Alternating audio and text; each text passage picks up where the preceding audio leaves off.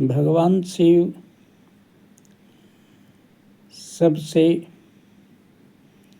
सर्वसुलभ देव हैं और सबके लिए, चाहे देवता हो, मनुष्य हो या दानव हो, सबके लिए वे उपलब्ध हैं और सब कोई उनको मानता है। भगवान शिव के परिवार में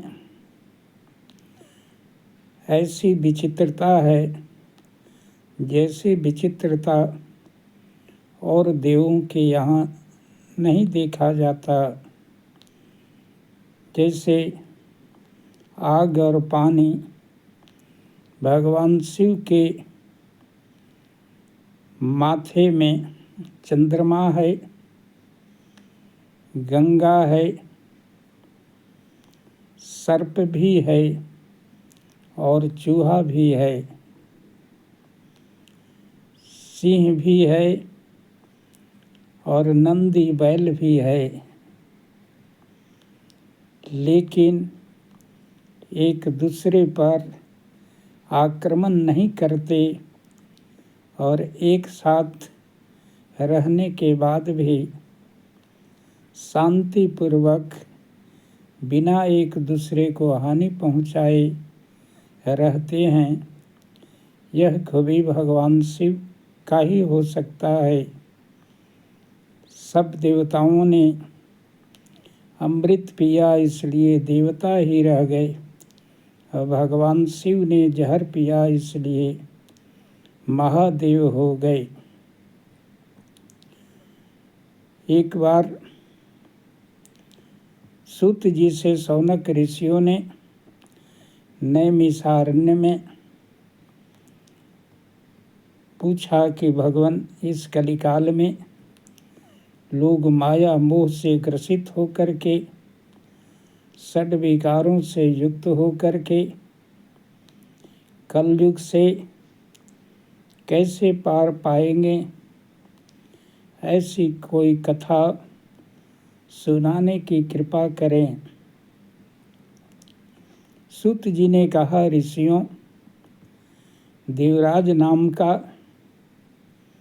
एक ब्राह्मण था, लेकिन धर्म भ्रष्ट था, आचरणहीन था, वेदों से रहित था, केवल पाप कर्म करने में ही रत रहता था।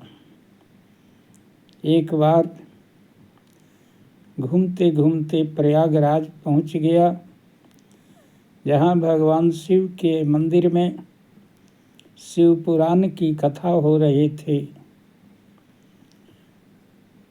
उसे ज्वर ने ग्रसित कर लिया था। ज्वर से पीड़ित होने के कारण लाचार होकर के एक मंदिर के कोने में पड़ा रहा और लाचारी कथा सुनते रहा।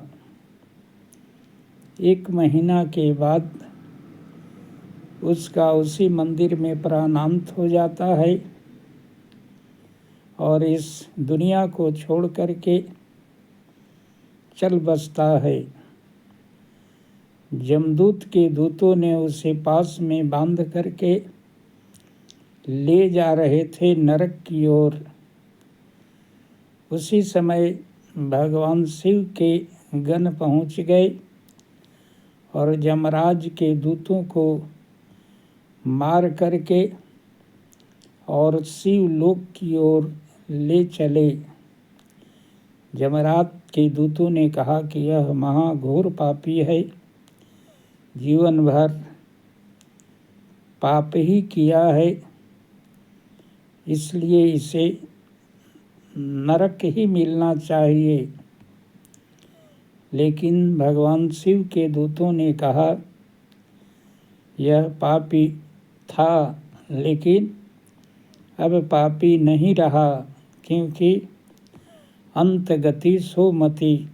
अंत में भगवान शिव के महापुराण की कथा सुनने के कारण इसका पाप नष्ट हो गया है और यह सीधे शिवलोक को जाएगा। इस प्रकार से शिव पुराण सुनने के कारण उतना घोर पापी देवराज का भी अंत में भगवान शिव की कृपा से शिवलोक मिला।